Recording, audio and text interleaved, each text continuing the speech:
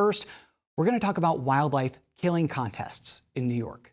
If you live in a city, you probably don't know about this. And honestly, a lot of people in rural areas might not either. And for obvious reasons, I'm not going to show any visuals of this for our viewers sensitive to violence. But every year in New York, there are contests held around the state to kill wildlife.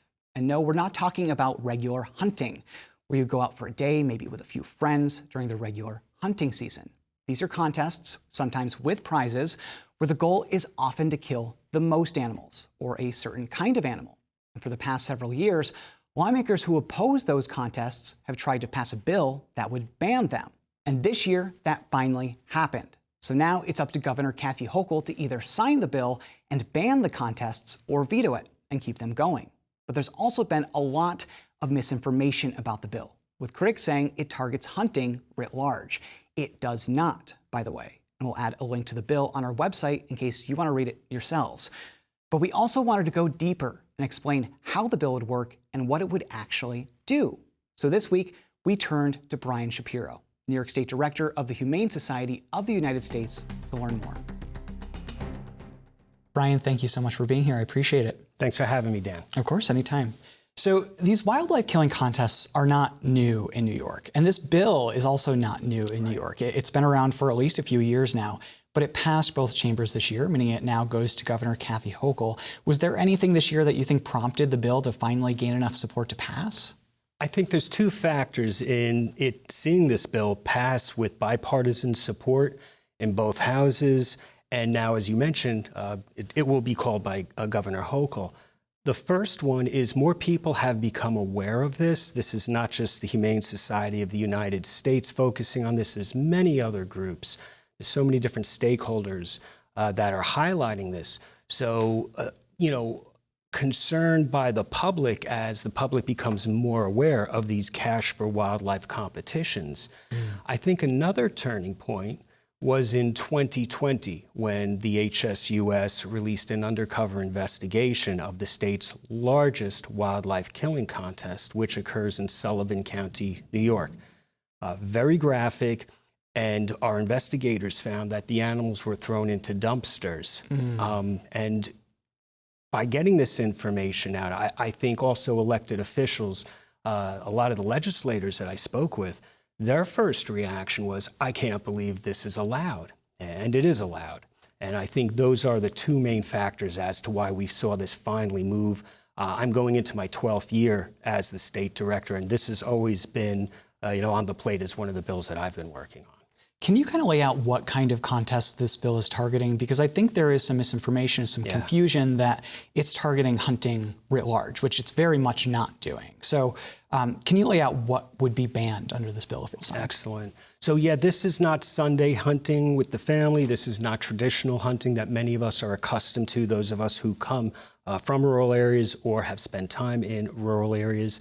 The concept of a wildlife for cash competition or a killing contest is where contestants will register, put money into a pot, and then over a specific amount of time, it could be a 2 to 3 day period, kill the most, the heaviest, even the smallest wildlife.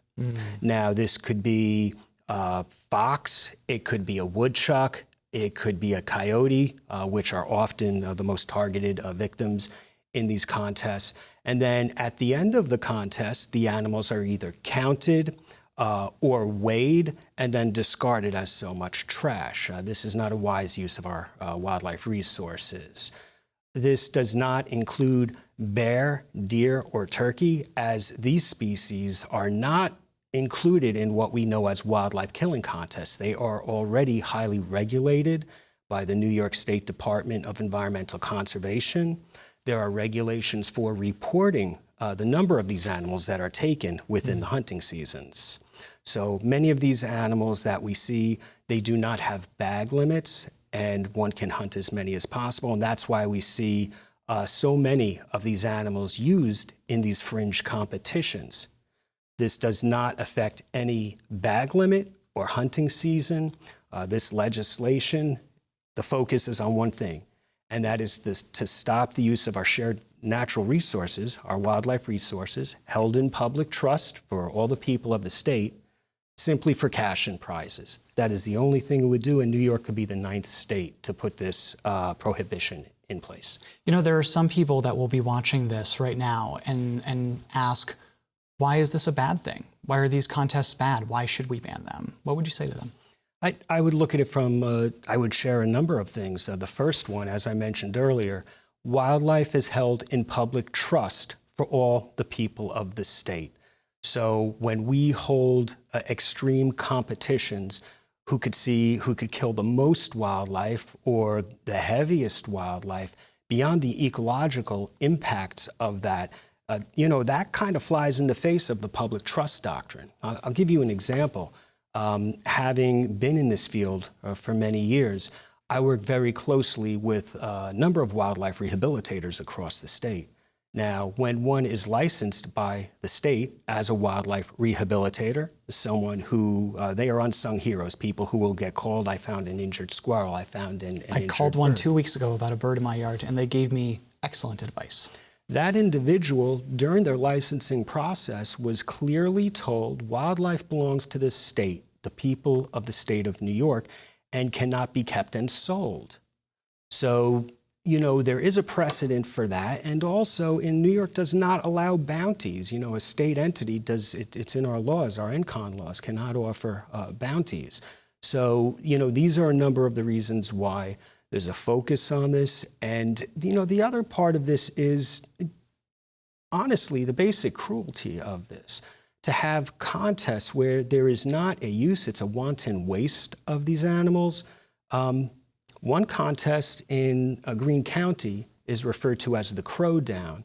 And we come across these contests, they're not widely advertised. They're often in chat rooms. We find them online.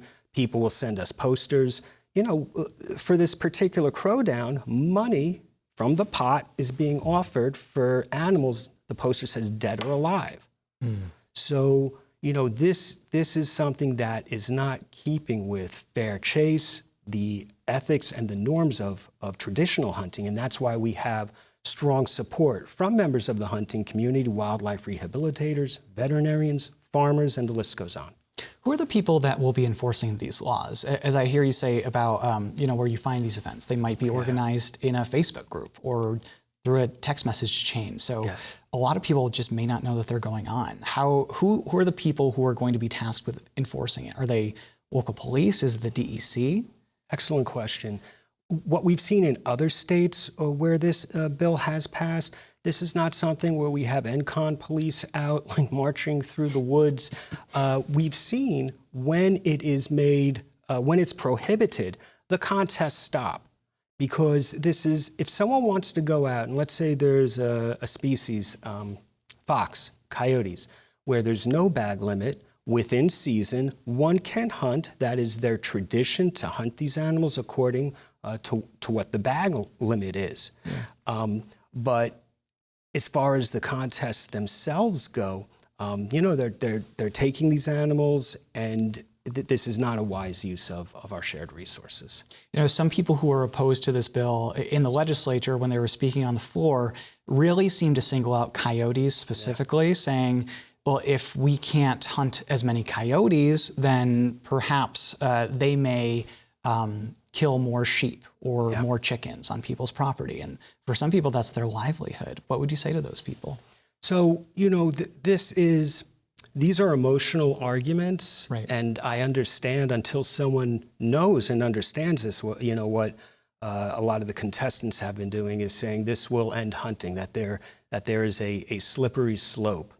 But as far as predation goes, according to the Department of Environmental Conservation, the random removal of coyotes will not decrease population numbers, it will not increase protection for livestock, and it will not increase deer densities. Additionally, the agency had said that the large-scale removal, if we're focusing on coyotes, will not reduce populations and is not warranted, and it is not practical. And just it's worth noting that the DEC does not condone or sponsor these events. Right, this is a very narrow bill. And oftentimes when we have a narrow bill that's focused on something kind of cultural in the state, cultural divide between upstate and downstate, a lot of the time, politics really inserts itself into there. So while this bill will not directly impact most New Yorkers, it's a political issue that makes people think that it's going to affect them more than it actually is. With that being said, it now heads to Governor Kathy Hochul. She's not up for re-election next year, but every member of the legislature is, and every member of Congress is as well, meaning that if people are mad at Democrats or Republicans next year, it might reflect that way in the polls. So as the governor is getting ready to make a decision on it, are you concerned at all that politics gets in the way of this? And she says, I don't want to do this. And behind the scenes, it's, I don't want to do this because it might be bad for my party. You know, this bill has gained bipartisan support. When this was, there's all the different committees that any bill has to go through. Went through NCON, went through codes. In the Senate Environmental Conservation Committee, there wasn't debate. It passed without any opposition.